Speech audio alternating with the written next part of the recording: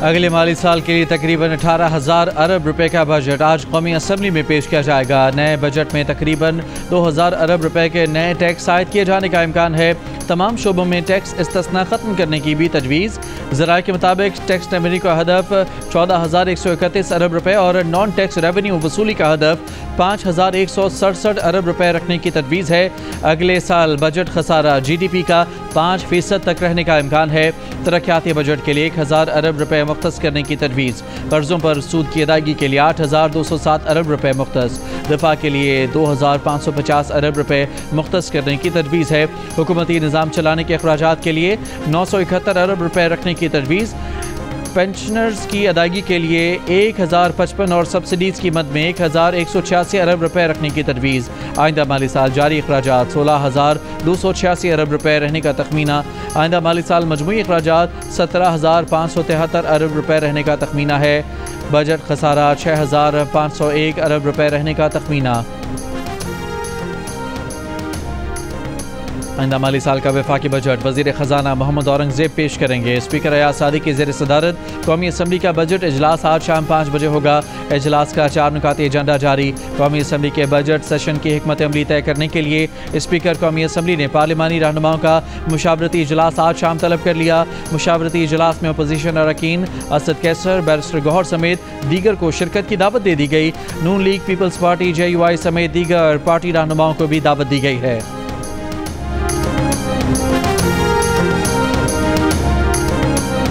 वज़ीर ख़जाना मोहम्मद औरंगज़ेब ने रवा माली साल का इक़्तिसादी जायज़ा पेश कर दिया। बताया गया कि पाकिस्तान पर मजमूई कर्ज 76,000 अरब रुपए से तजावुज़ कर गया। मकामी कर्ज 51,518 अरब रुपए जबकि बैरूनी कर्जा 24,489 अरब रुपए हो गया। GDP ग्रोथ 3.6% हदफ से कम रहकर 2.68% रही।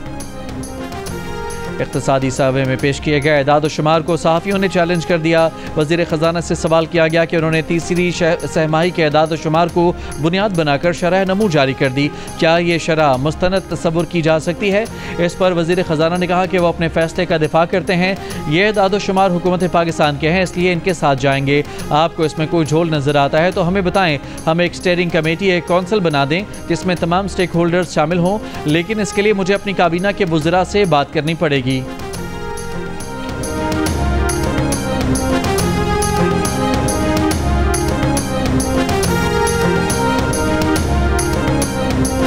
पाकिस्तान के आला सफारती वफ़द की बरतानवी पार्लियामेंट में बरतानवी अरकान पार्लियामेंट को ब्रीफिंग।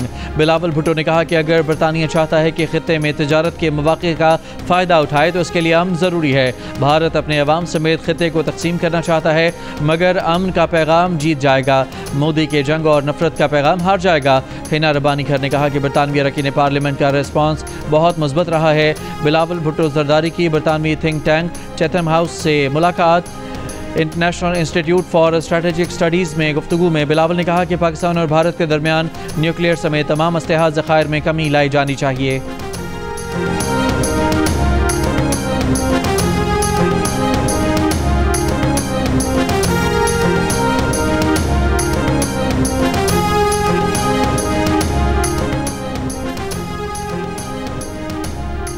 पाकिस्तानी वफ़द की बरतानवी पार्लिमानी under secretary of state Hamish Falconer से मुलाकात। बिलावल भुट्टो जरदारी ने भारत के एकतरफा फौजी इक़दामात को खित्ते के लिए ख़तरनाक पेशरफ्त करार दिया।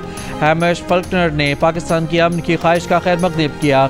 हैमिश फेल्कनर ने तमाम तनाज़ात के पुरअमन हल और कशीदगी के खात्मे के लिए बरतानिया के ताउन की यकीन दहानी कराई। हैमिश फेल्कनर ने कहा कि बरतानवी हुकूमत जनूबी एशिया में अमन व इस्तेहकाम के फ़रोग़ में अपना किरदार अदा करती रहेगी। पाकिस्तान का चीन से J-35 स्टेल्थ, J-500 अवाक्स तैयारों और HQ-19 बैलिस्टिक मिसाइल दिफाई निज़ाम की खरीदारी का ऐलान। चीनी दिफाई कंपनियों के शेयर्स में ज़बरदस्त इजाफा। अमरीकी वेबसाइट के ब्लूमबर्ग के मुताबिक ये माहिदा शिनयांग एयरक्राफ्ट कॉरपोरेशन की तैयार करदा J-35 की आलमी मार्केट में पहली बरामद होगा। चीनी वजारत दिफा का ऐलान पर तबसरे से गुरेज। ईद उल अज़हा पर मुल्क भर में 69,77,000 जानवर कुर्बान किए गए। टेनरीज एसोसिएशन के मुताबिक इस ईद पर 6 लाख से 10 लाख जानवर कम फरोख्त हुए। 30 लाख गायें, 34 लाख बकरे, 4 लाख भेड़ें और 1 लाख ऊँट कुर्बान किए गए। इस ईद पर जानवरों की कीमतों में कमी का रुझान देखा गया। कुर्बानी के जानवरों की फ़रोख्त का कुल तखमीना 500 अरब से कम है। गाय की कीमत में 25,000 से 1.5 लाख रुपए कमी रिकॉर्ड की गई। बकरे की कीमत में 10 से 50,000 रुपए तक का इजाफा हुआ। इस साल खालों की मालियत का तखमीना 6 अरब 35 करोड़ रुपए लगाया गया है।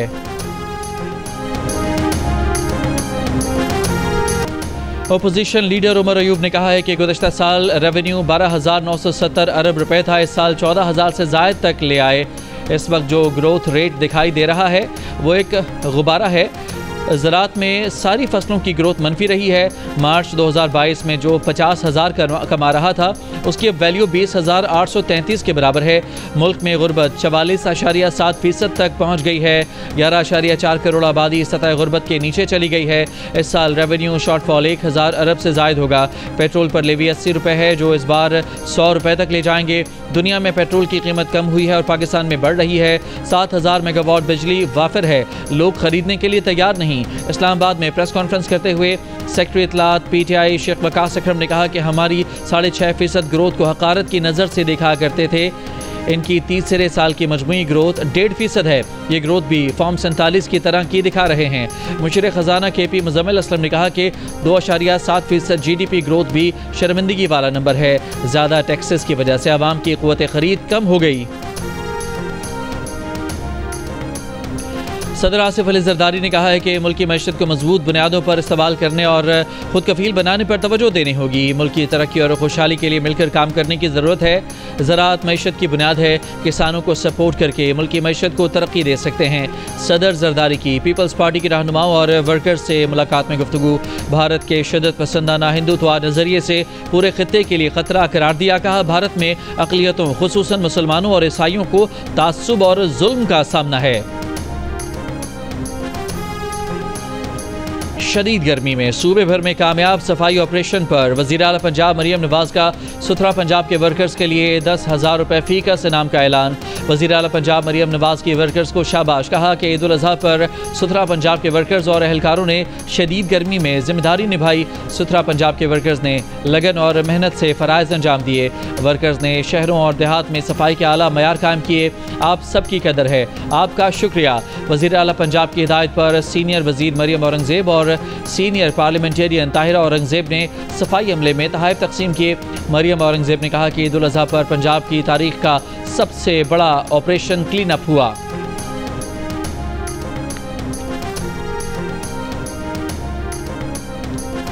गवर्नर पंजाब सलीम हैदर का कहना है कि सियासत अपनी जगह लेकिन मुल्क की सालमियत की खातिर हम एक हैं। भारत अब कई साल तक पाकिस्तान से जंग की जरूरत नहीं करेगा। अटक में कैटल फार्म हाउस के इफ्तिताह के बाद खिताब करते हुए कहा कि पाकिस्तान पुरअमन मुल्क है जो कश्मीर समेत तमाम मसाइल मुज़ाकरात के जरिए हल करना चाहता है। इस्लामाबाद में 3 रोज़ के दौरान 2012 टन रिकॉर्ड अलाइशें और वेस्ट को देही और शहरी इलाकों से उठाया गया। वफाकी वज़ीर दाखिला मोहसिन नकवी का CDA और इस्लामाबाद पुलिस को वेल्डन और शहरियों का शुक्रिया। कहा ईद के तीनों रोज़ पूरे इस्लामाबाद में सफाई के बेहतरीन इंतजाम किए गए।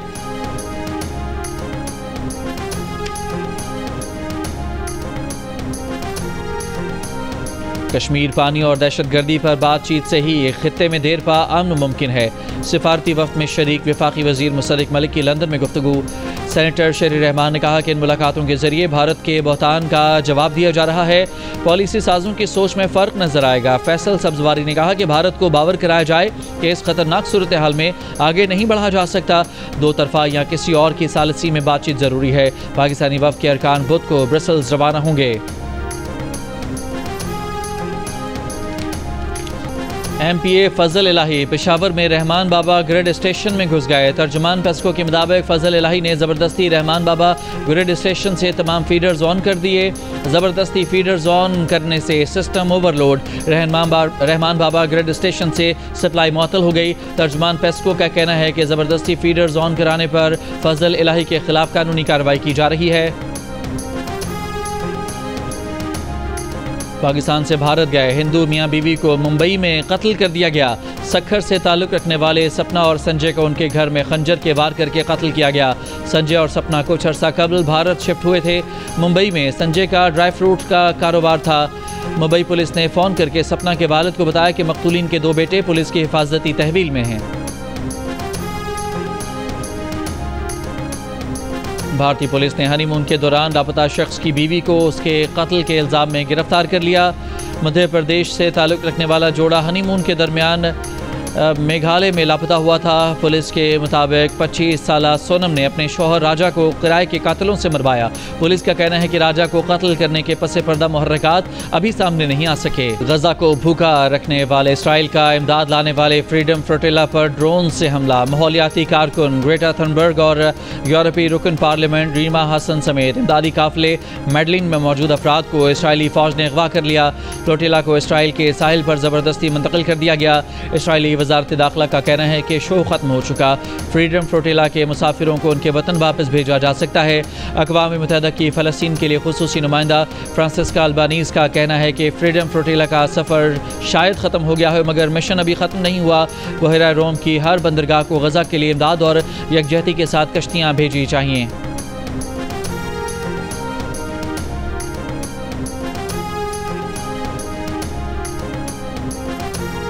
लंदन में बरतानवी फॉरेन ऑफिस के सामने गजा में इसराइली मज़ालिम के खिलाफ मुजाहिरा। मुजाहिदीन ने मुतालबा किया कि बरतानिया फौरी तौर पर इसराइल को असलहे की फराहमी बंद करे, फौरी तौर पर गजा में खुराक की फराहमी यकीनी बनाने के लिए इक़दाम करे। कैलिफोर्निया में मुजाहिरे कंट्रोल करने के लिए ट्रंप के नेशनल गार्ड्स भेजने पर सूरत हाल मजीद कशीदा। मुजाहिरीन ने मुतादिद गाड़ियों को आग लगा दी। पुलिस से झड़पें। पुलिस ने 10 मुजाहिरीन को गिरफ्तार कर लिया। मुजाहिरों के दौरान लूट मार के भी वाक़यात रिपोर्ट हुए। लॉस एंजलिस शहर के मरकजी इलाके में लोगों के जमा होने पर पाबंदी। मुजाहिरे की कवरेज करने वाली ऑस्ट्रेलियावी सहाफ़ी को पुलिस एहलकार ने निशाना बनाकर रबर की गोली मारी। नेशनल गार्ड तैनात करने पर डेमोक्रेट रियासत के गवर्नर और सदर में भी महाजर आई। नेशनल गार्ड की तैनाती का हुक्म वापस लेने का मुतालबा। लॉस एंजलिस में गैर कानूनी इमिग्रेंट्स के खिलाफ छापों की वजह से 3 रोज़ पहले मुजाहिरे शुरू हुए। हालिया दिनों में अब तक 200 से ज़्यादा अफराद हिरासत में लिए जा चुके हैं।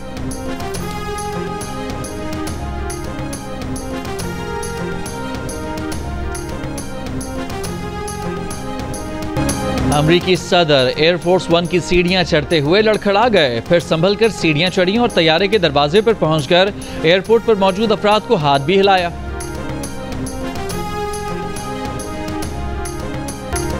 मुल्की और गैर मुल्की सयाहों की बड़ी तादाद में गिलगित बल्तिस्तान आमद जारी। मानसहरा से बाबूसर टॉप तक ट्रैफिक जैम, गाड़ियों की लंबी कतारें लग गई, सफ़र में दुश्वारी।